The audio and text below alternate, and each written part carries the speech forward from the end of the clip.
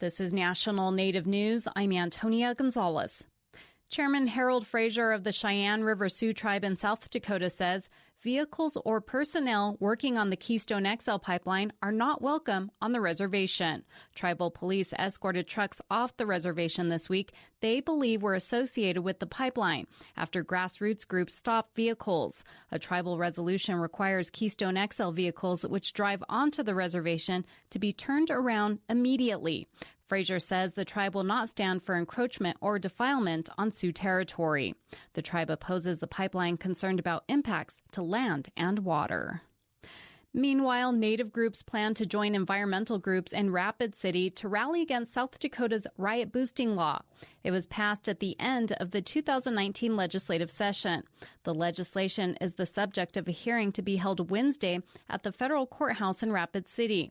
At the request of Governor Kristi Noem, lawmakers pushed the bill through to address protests against the Keystone XL pipeline. It holds protest supporters civilly and criminally liable if a riot breaks out. Several groups sued in federal court to stop that law from going into effect. One of them is the Sierra Club, whose South Dakota chairman traveled to Rapid City for the hearing. Mark Winiger says the wording of the law is too broad. You know, it's not just that the Sierra Club could get sued or that Dakota Rural Action could get sued. Your grandmother could get sued.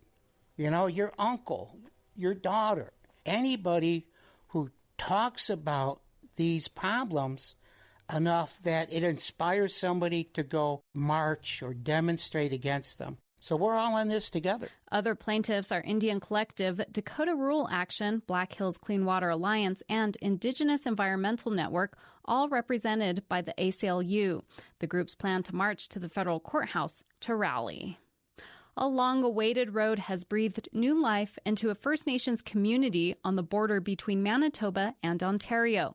As Dan Karpinchuk reports, it could also end one of the longest boil water advisories in the country. They call it Freedom Road. The 15-mile stretch of gravel road will make it easier for people living in the community of Shoal Lake 40 to finally access clean tap water.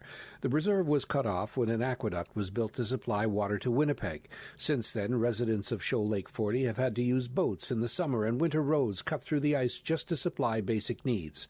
A long list of chiefs had fought for a road to end the hardship. $30 million in funding was needed.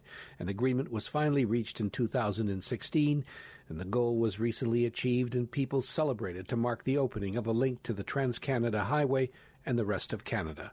Former Chief Herb Redsky was there. I want to acknowledge and say thank you to the City of Winnipeg, the province of Manitoba, and the federal government for having the courage to do the right thing.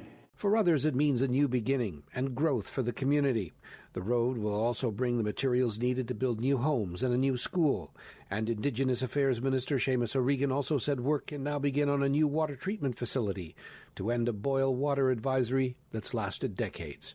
For National Native News, I'm Dan Karpinchuk. Funeral services were held Tuesday for a Seminole Tribe of Florida leader. As leader of the tribe in the late 1960s and early 70s, Joe Dan Osceola is credited with healthcare improvements and boosting economic development. He was also the first president of the organization United South and Eastern Tribes. In recent years, he served as an ambassador for the Seminole Tribe. I'm Antonia Gonzalez.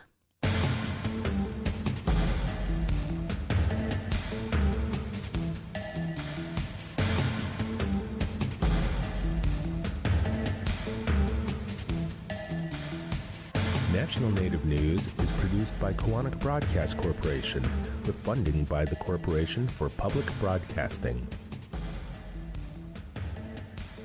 Support by the American Indian Higher Education Consortium, working to ensure tribal colleges and universities are included in our higher education system.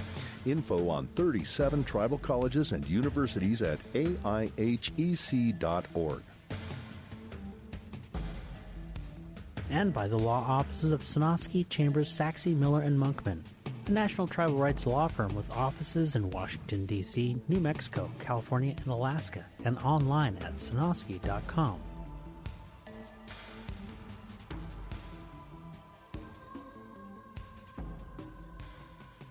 Native Voice One, the Native American Radio Network.